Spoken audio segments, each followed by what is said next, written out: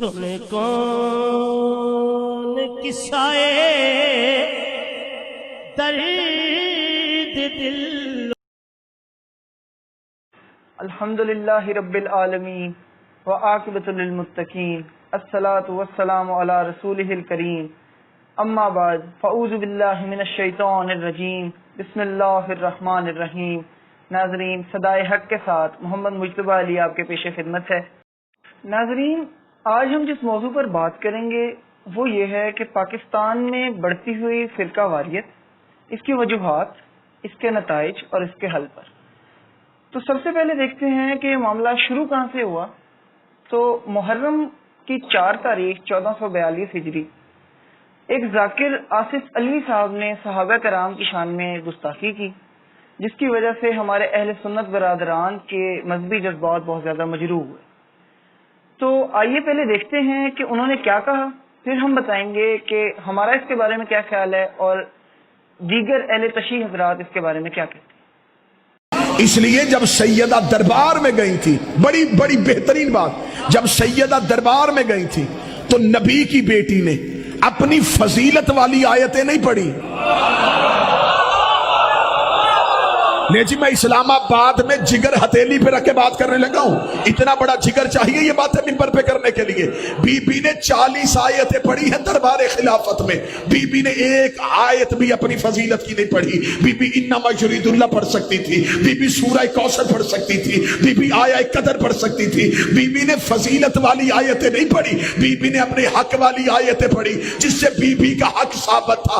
فضیلت ثابت کرنے کے لیے نہیں آئی تھی، حق ثابت کرنے کے آئی تھی. کیونکہ جو سامنے بیٹھا تھا اگر وہ فضیلت کا انکار کرتا تو وہ گناہگار ہو جاتا، لیکن حق کے انکار سے بندہ گناہگار نہیں ہوتا، کافر ہو جاتا. جی تو ناظرین، آپ نے دیکھا کہ اس شخص نے منبر پر کھڑے ہو کر حضرت ابو بکر صدیق کو نعوذ باللہ من ذالک کافر قرار دیا. عشرہ محرم الحرام کی مجلس پڑھتے ہوئے آپ اتنی غیر ذمہ داری کا مظاہرہ کس طرح کر سکتے ہیں کہ ممبر کے تقدس کو پامال کیا گیا، جب اہل سنت اور اہل تشیع برادران تمام مل کر غم حسین منانے میں شریک تھے. تو اب ہم دیکھیں گے کہ اہل تشیع کے ذمہ دار علماء، ان کے مجتہدین، حرمت صحابہ اور حرمت امہات المومنین کے بارے میں کیا فرماتے ہیں. آئیے دیکھتے ہیں.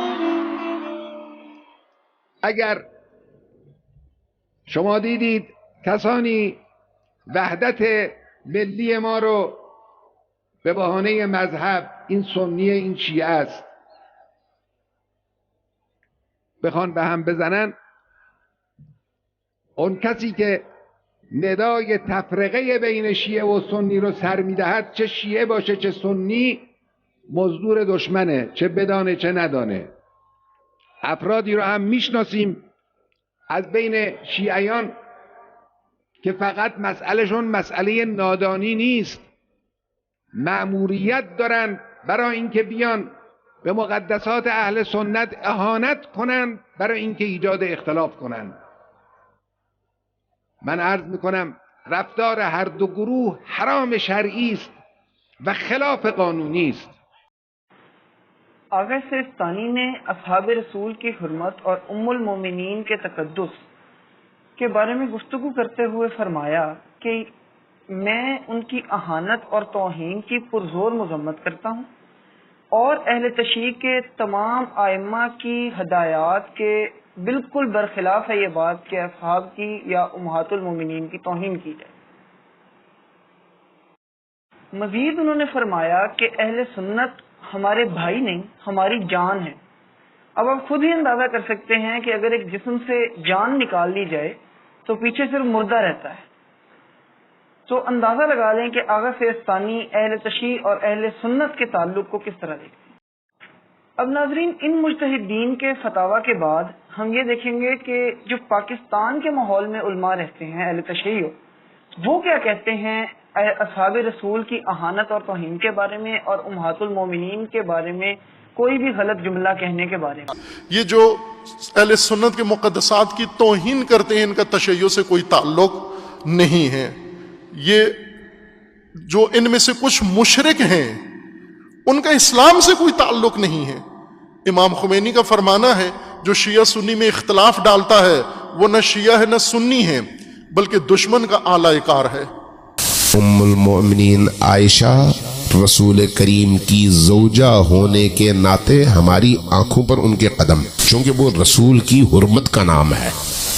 میں یہ بات ایک شیعہ طالب علم کی حیثیت سے عرض کر رہا ہوں، رسول کی زوجہ کا احترام ہم پر اپنی ماں اور اپنے باپ کے احترام سے زیادہ فرض ہے۔ کیوں؟ اس لیے کہ وہ رسول کی ناموس ہے۔ رسول کی ناموس یعنی کائنات کی سب سے بڑی ناموس، وجہ رسول ہے۔ اور اگر کوئی وہاں پر کوئی جسارت کرتا ہے، زبان درازی کرتا ہے، تو وہ مجرم ہے۔ جی تو ناظرین، آپ نے یہ بھی دیکھ لیا کہ مجتہدین کیا فرماتے ہیں، آپ یہ بھی دیکھ چکے کہ پاکستانی علماء کیا فرماتے ہیں۔ اب بات آتی ہے کہ اس کا حل کیا ہے۔ تو اس کا حل سب سے پہلے تو یہ ہے کہ بانیان کو چاہیے کہ ذمہ دار شخص کو ممبر سونپے، جس کو پتا ہو کہ ممبر سے کون سی بات کس موقع پر بیان کی جانی چاہیے اور کون سی بات نہیں کی جانی چاہیے۔ اور پھر ہماری ذمہ داری کیا ہے، عوام کی جو ان کو سننے جاتے ہیں، ان کی ذمہ داری یہ ہے کہ جیسے ہی کوئی شخص فرقہ وارانہ فسادات کو ہوا دینے کے لیے کوئی جملہ کہے تو اس کی وہیں پر مذمت کر دی جائے، سنی سنائی باتوں پہ یقین کرنے کی بجائے مجالس میں شرکت کی جائے اور ایک دوسرے کے نظریے کو سمجھنے کی کوشش کی جائے۔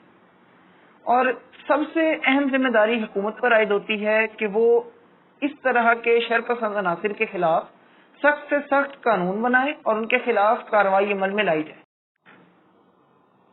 جی ناظرین، تو امید کرتے ہیں کہ آپ کو اس ویڈیو کو دیکھنے کے بعد اہل تشیع کا نظریہ کچھ بہتر طریقے سے سمجھ آیا ہوگا اور ہمارے درمیان محبت کی فضا قائم ہوگی۔